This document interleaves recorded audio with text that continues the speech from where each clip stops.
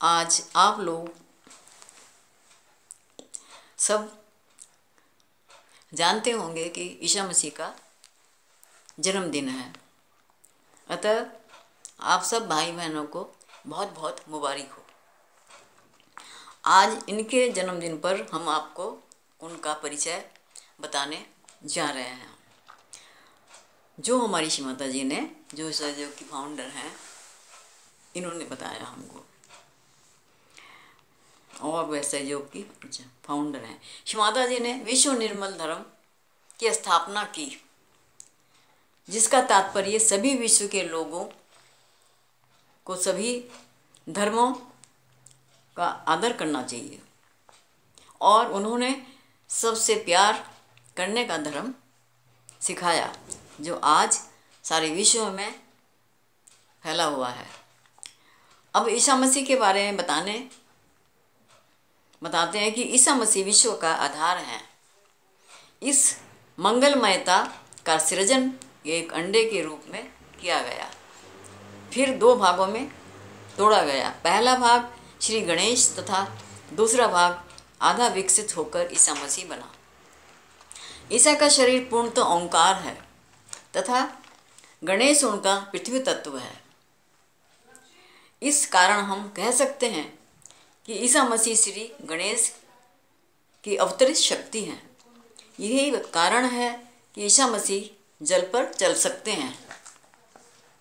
आज्ञा चक्र पर जिस अंतिम तत्व को गुजरना पड़ा वह प्रकाश तत्व था, अर्थात उन्हें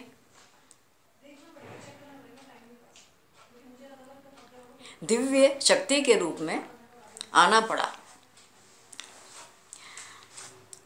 यानी ओंकार रूप में। इस कारण में तत्व बनना पड़ा, और तत्व बनने के लिए और उन्हें सभी तत्वों से अलग होना पड़ा। जब ईसा मसीह आज्ञा चक्र पर आते हैं तो बाकी सभी तत्व उन्हें छोड़ने पड़ते हैं, और उन्होंने जो कार्य सूक्ष्म रूप से किया वह स्थूल रूप से होता है। इसी कार्य को करने के लिए उनका पुनर्जन्म हुआ। पावन आत्मा तथा शुद्ध ब्रह्म तत्व का जिसने ईसा मसीह की रचना की और रक्षक कहा जाता है, क्योंकि मानव के ऊपर उठने के लिए उन्होंने आज्ञा चक्र खोला। यह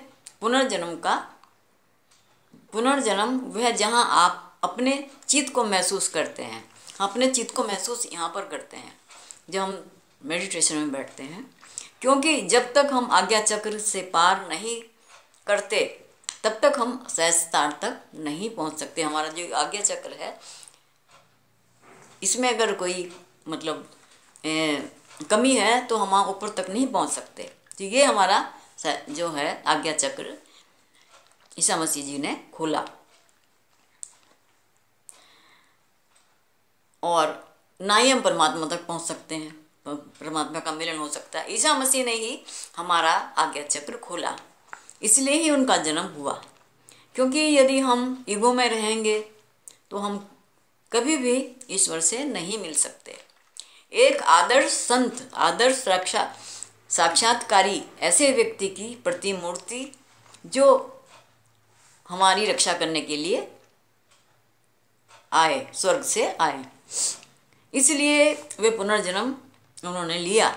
और हमारे तथा सहयोगियों के लिए यह सदैव ये संदेश है कि हमें पुनर्जन्म प्राप्त करना है, यानी सब लोगों ने आत्म साक्षात्कार लेना है और अपनी आत्मा का परमात्मा से मिलन कराना है। ईसा मसीह उस समय अवतरित हुए जब लोगों को आध्यात्मिकता का बिल्कुल ज्ञान नहीं था, और वे अत्यंत सुंदर पूर्वक कार्य हुआ, और लोग समझने लगे कि पुनरुत्थान महत्वपूर्ण है। क्योंकि जब जब कुंडली उठती है तो वही मनुष्य को दिव्य शक्ति से जोड़ती है। ईसा मसीह अत्यंत गरीब व्यक्ति थे। उनके लिए पैसा महत्वपूर्ण नहीं था, उनके लिए आत्मा ही सब कुछ थी। वे अत्यंत विवेकशील थे। जिस प्रकार उन्होंने गिरजाघरों के बड़े बड़े पादरियों से बातचीत की वो अत्यंत ही आश्चर्यचकित है। किस प्रकार एक नन्हा बालक जो है धर्म को गहनतापूर्वक समझता है, क्योंकि उस समय वो छोटे थे, परमात्मा के बंदे थे, परमात्मा द्वारा सृजित थे। ईसा मसीह का उद्देश्य था कि हमारे अंदर जो आज्ञा चक्र है, मतलब ये हमारा आज्ञा चक्र है, उसका भेदन करें। इस कारण उन्होंने अपने को क्रूस पर टंगवा लिया, फिर जीवित हो गए। ये कोई चमत्कार नहीं है, देवी का कार्य कोई चमत्कार ही नहीं। तब उन्होंने दिखाया कि कैसे मनुष्य आज्ञा चक्र से बाहर निकल सकता है। आवश्यकता है अपने अहम को क्रूसारोपित करने की, क्योंकि अहम ऐसी चीज़ है जिससे कि जल्दी से मुक्ति नहीं मिलती। ईसा मसीह ने आत्म बलिदान दिया, उसके बाद उन्होंने अपने को पुनर्जीवित किया। उन्होंने कहा, मैं सबको क्षमा करता हूँ।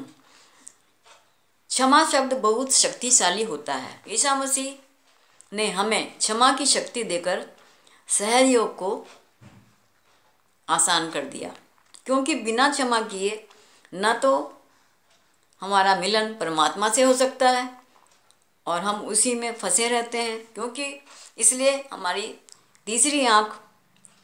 अपनी तीसरी आँख खोलें, यानी हमारे आज्ञा चक्र पर ईसा मसीह जागृत हो गए। हृदय से तीसरी आँख खोले और जो ईसा मसीह जी हैं वो हमारे यहाँ पर जागृत हो जाते हैं। मृत्यु से उनका पुनर्जन्म हुआ, इस बात का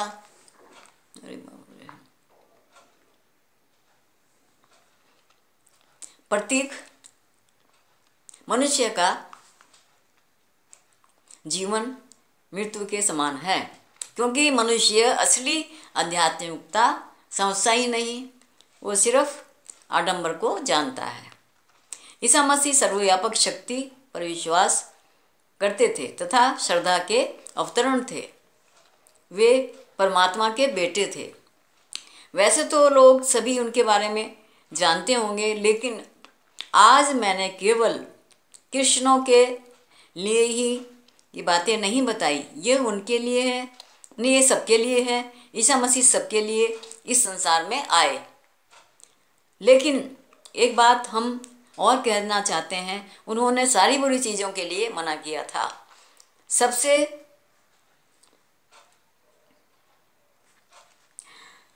सबसे प्यार करो, और शराब बिल्कुल नहीं पीनी।